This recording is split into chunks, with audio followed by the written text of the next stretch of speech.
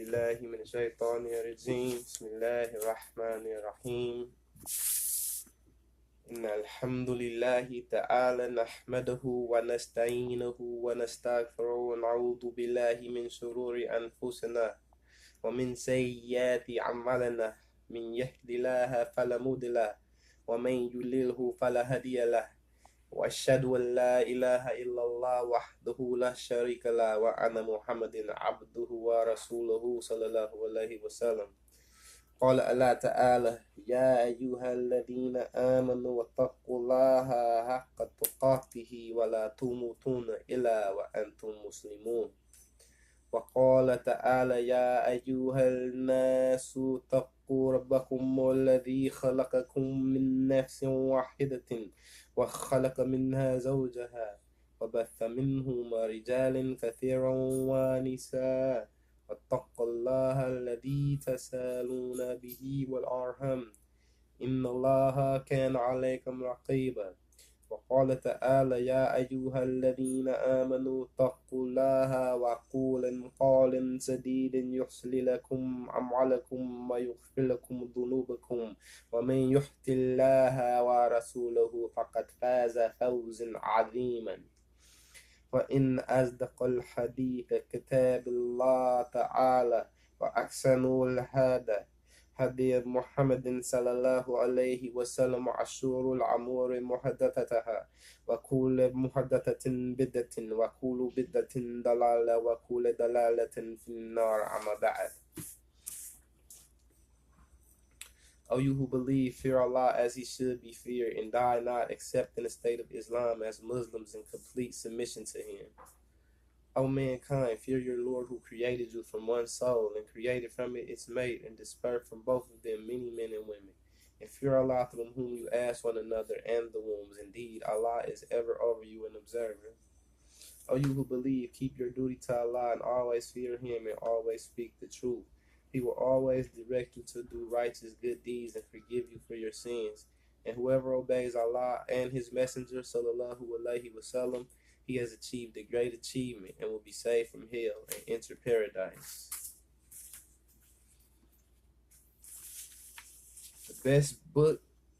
The best speech is the book of Allah, and the best guidance is the guidance of Muhammad sallallahu alaihi wasallam. And the most evil of affairs is the newly invented matters in religion. Every newly invented matter leads astray, and everything that leads astray leads to the hellfire.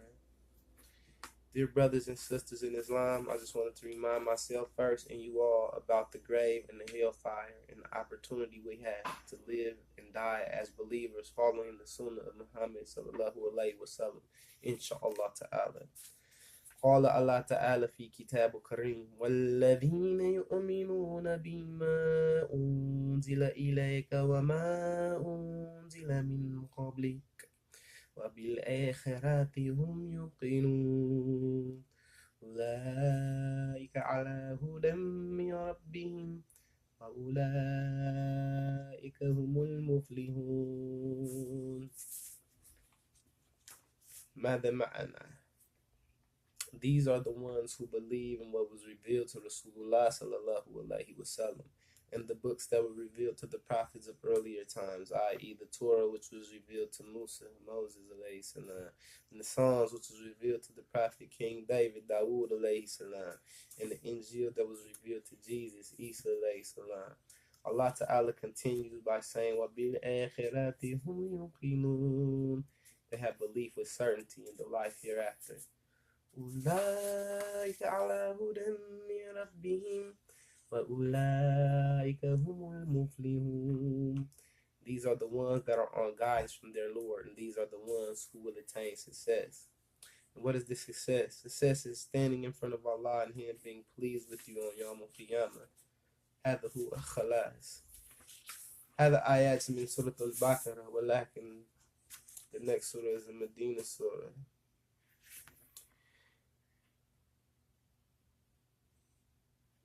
No, excuse me. The surahs wasn't from, the ayats was from the Medina surah. This next one is from the Meccan surah. SubhanAllah. قال الله تعالى في كتاب الكريم بسم الله الرحمن الرحيم ألهاكم التكاثر. The translation of this ayah, according to the Tafsir Ibn Kathir, chapter 102. The mutual increase diverts you. And what is the mutual increase? It's that all are preoccupied by the love of this world. The pleasures of the things in life distract us from the remembrance of Allah Ta'ala. What does this mean? Allah does not care about if you got 100 bands or $100. How many pair of shoes you got? He don't care about how many pair of Louis shoes you got in the closet or what kind of car you driving or if the rims match the paint or not. All Allah cares about is your heart. Are you being obedient to Him? Are you fulfilling the rights of others and are you giving Him His rights? Are you learning and implementing His religion into your everyday life? Does your life revolve around Islam or are you trying to make Islam revolve around you? The money, the clothes, the cars, the big houses, the status, the extravagant lifestyles, none of that matters.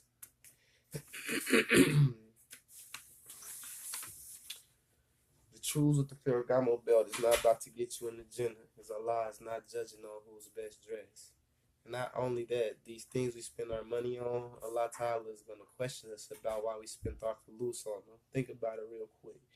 Buying a $500 belt to show off when there's people starving and sleeping on the streets, but you prioritize looking good over helping the needy. SubhanAllah wa Allah warns against this in Surah Ma'un. Qala Allah Ta'ala fi Surah Al-Ma'un. Bismillahir Rahmanir Rahim. Ara'ayta alladhi yukadhibu bid-din. فذلك الذي يدعو اليتيم ولا يهض على طعام المسكين. ماذا معنا? Have you seen the one who denies judgment and repulses the orphan and does not encourage the feeding of the poor? SubhanAllah. So what is the point of saving all the money for? And the money is going to be irrelevant on Yawm al-Qiyamah. If you're not using your fulus now, Fisabilillah, it's not going to help you on Yawm al-Qiyamah, because you cannot buy your way into Jannah on the Day of Judgment. So them 100 bands you're chasing all your life ain't going to do nothing for you. And since this is the case, shouldn't the majority of our time be devoted to the pleasure of Allah instead of satisfying our nafs? We need to stop focusing on the here and now and focus on the life hereafter, inshallah ta'ala. Sahih International 5720 Al-Hadid. Know that the life of this world is but amusement and diversion and adornment, and boasting to one another, competition and increase of wealth and children, like the example of a rain whose resulting plant growth pleases the tillers.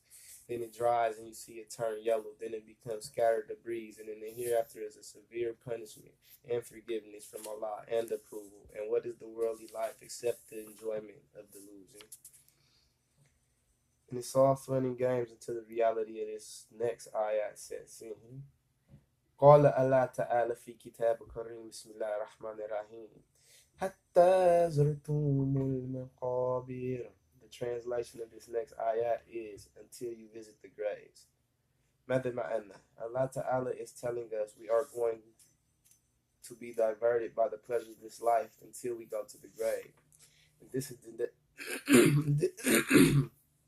and this is a destination that no one can escape from except the shaheed, who dies fighting and goes to be with Allah Ta'ala.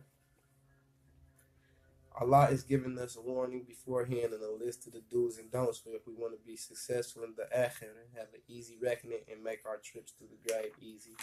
Because we may be in there a long time, brothers and sisters. Think about it. There are people that died thousands of years ago that are still in the grave getting tortured from dying in a state that was displeasing to Allah. Abu Jahl, Abu Lahab, Al-Walid, Utbah ibn Rabi'ah, even the father of Ali and the Prophet's own uncle will be in the fire. SubhanAllah. The man who raised the Prophet did not utter the Shahada. Yadi Allah min yashad. Feel grateful, brothers and sisters. Allah chose you to be Muslim. Even Muslims who were committing major sins may be getting punished as well. A'udhu billah min dhalika. So we should prepare now for Munkar and Nakir slide up on us with them hammers. At-Tirmidhi narrated that Abu Hurairah, may Allah be pleased with him, said, the Messenger of Allah sallallahu alaihi wasallam said, when the deceased or one of you is buried, there come to him two black and blue angels, one of whom is called Munkar and the other Al-Nakir.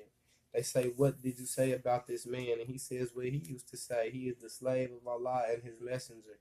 I bear witness that there is no God but Allah, and that Muhammad is his slave and messenger. They say, we knew that you would say that. Then his grave is made spacious for him, 70 cubits by 70, and it is illuminated for him. Then it is said to him, sleep. And he says, may I go back to my family and tell them? They say, sleep like the bridegroom, who will be woken by none but the dearest of his family to him, until Allah raises him from that resting place of his. But if he is a hypocrite, he says, I heard the people saying something, so I said something like what they said. I do not know. They say, we knew that you would say that. Then it is said to the earth, squeeze him. So it squeezes him until his ribs interlock, and he will continue to be tormented therein until Allah raises him from that resting place of his. This hadith was classed as Hasan, sound by Albani in As-Sahih at-Tirmidhi. Allahu Akbar. قال الله تعالى في كتاب الكريم بسم الله الرحمن الرحيم كلا سوف تعلمون ثم كلا سوف تعلمون ماذا معنى nay you shall come to know again nay you shall come to know. According to the Tafsir, Ibn Kathir al-Hasan al-Basri said this is a threat after a threat, one for the believers and one for the kuffar. According to the Tafsir, Ibn Kathir, Allah threatens them with the situation, which is what the people of the fire will see. It is a fire which, if it exhaled one breath, every angel who is near to Allah and every prophet who is sent will all fall down on their knees due to fear, awe, and the sight of his horrors. This is based upon what has been reported in the narration concerning it. وثم قال الله تعالى كلا سوف كلا لو تعلمون علم اليقين ماذا معنى هذا معنى if you knew with true knowledge you would not be diverted. Rivalry for wealth away from seeking the abode of the hereafter until you reach the graves. Allah subhanahu wa ta'ala is giving us warning after warning after warning. So when are we going to take heed? Because if we really have yaqeen bil akhirah wal jahim wal jannah, we would take heed al-an while we have the chance to do amal for our akhirah before we go to the grave. And Allah does what he is telling us he is going to do in these ayats and hadith. We have to have certainty in this, complete yaqeen, inshaAllah. ثم قال الله تعالى بسم الله الرحمن الرحيم لترون الجحيم ماذا معنى هذا معنى verily you shall soon see the fire. أعوذ بالله من ذلك. Allah is giving us the explanation to what we were being threatened with in the previous ayats. The intensity of the nar being 70 times hotter than the fire in this present life. Can you imagine that? 70 times hotter? The Sahabas heard this and said, Wallahi, regular fire would have been sufficient. SubhanAllah. If you think about it, they're right, because if you put your hands on the stove for 2 seconds, you're going to be screaming like you got hit in the face with a rock. أقول قولي هذا واستغفر الله لي وليكم ولسائر المسلمين استغفروا إنه هو الغفور الرحيم. My advice to myself first and us all is to have taqwa with Allah subhanahu wa ta'ala, to fear him and always remember him in every action, inshallah. Bismillahirrahmanirrahim. ثم قال الله تعالى ثم لترون عين اليقين. And again, you shall see it with certainty. You shall see it with certainty of sight. This is the other part of the warning. Remember earlier, Allah Ta'ala was talking about yaqeen. Kala law ta'alamun al yaqeen. Now again talks about the yaqeen, the certainty. Thumma la tarawunaha al yaqeen. This time though we are only certain because we could see it. Now you're staring at it face to face right in front of you. SubhanAllah. We better be certain now if we believe in the kalam al-haqqa. Thumma qala Allah Ta'ala Bismillah ar-Rahman ar-Rahim. ثم لتسألون يومئذ عن النعيم ماذا معنى. Then on that day you shall be asked about the delights. Meaning on that day you will be questioned concerning your gratitude towards the favors that Allah blessed you with, such as health, safety, sustenance, and other things. You will be asked, did you return this favor by being thankful to him and worshiping him? that's been confirmed في صحيح Bukhari وسنن من الترمذي والنسائي وابن ماجه من ابن عباس رضي الله عنه ذلك رسول الله صلى الله عليه وسلم قال نعمتان مغبون فيهما كثير من الناس الصحة وفراغ. Another ma'ana, two favors are treated unjustly by most people, health and free time. Other ma'ana, people are lacking gratitude for these two favors. They do not fulfill their obligations to them. Therefore, whoever does not maintain the right that is obligatory upon him, he is unjust. We should be using our time to do amal fi sabilillah ta'ala, not seeing who could cap the most foreigns or the biggest mansion or who got the most bands in their pocket or their bank account, because Allah don't care about how many episodes of Empire, Love and Hip Hop Atlanta, the Black Ink Crew, or Power that you watch. All Allah cares about is amal on the deeds and the intention behind them. This life is like an open book test. Allah has given us all the answers we need in order to be successful. But most are too lazy to even pick up the book, open it, and find the answers we need. We'd rather just freestyle and guess all the answers for the most important test in our life. SubhanAllah. On your way home, inshallah, I want everyone to ask themselves, what happens if I fail this test? Really ponder on this, ya ikhwan, wa akhwati din al-Islam. Because there isn't a makeup test. Hadahu wa khalas. You only get one shot, then you in the grave, and you gonna wish you was amanu wa amilu salihata wa tawasabi al-haqqa wa tawasabi sabr. Reciting Surah Mulk every night, praying tahajjud, fasting Mondays and Thursdays, being good to your husbands and wives, memorizing Quran.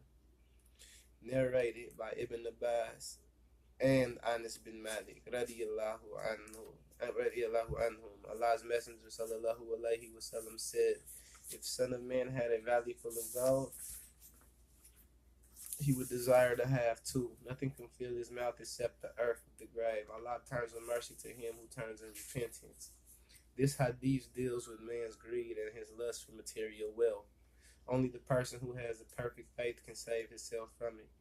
The Prophet ﷺ said when Allah created paradise and hell, he sent Jibril to paradise and said, look at it and what I have prepared for his people therein. So he went and looked at it and what Allah had prepared for his people therein. Then he went back to him and said, by your glory no one will hear of it, but he will enter it. Then he commanded that it should be surrounded with difficult things. Then he said, go back and look at it and what I have prepared for the people therein. He went back and saw that it was surrounded with difficult things. He came back and said, by your glory, I'm afraid that no one will enter it.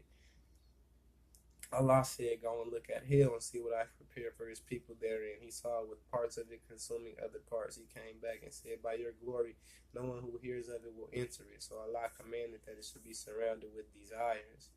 Then he said, go back to it. So he went back. Then he said, by your glory, I am afraid that no one will be saved from it and that all will enter it. Sunan at-Tirmidhi. At-Tirmidhi said, this is Hasan Sahih Hadith. Al-Hafiz said in Al-Fath, its isnad chain is qawi, strong. Also classed as Hasan Sahih by Albani. Allahumma atina halal rizq. Allahumma atina rajim min al-nar. Allahumma atina rajim min al-fitna fi dunya. Allahumma atina razim min al-fitna fi qabr. Allahumma atina jannat al-firdaus al-aliyah. Allahumma atina razim min al-dajjal. Allahumma maftali abwab rahmatik. Allahumma atina ikhlas niyya fi kulli amal. Allahumma salli ala Muhammadin kama sallaita ala Ibrahim wa ali Ibrahim innaka Hamidum Majid. Allahumma barik ala Muhammadin kama barakta ala Ibrahim wa ali Ibrahim innaka Hamidum Majid. عباد الله إن الله يحمر بعدل ولسان وإيتاء ذي القربى أن على الفحشاء والمنكر والبغي يعظكم لعلكم تذكرون اذكروا الله الذين يذكركم ذكر الله أكبر والله يعلم ما تصنعون. اقيموا الصلاة.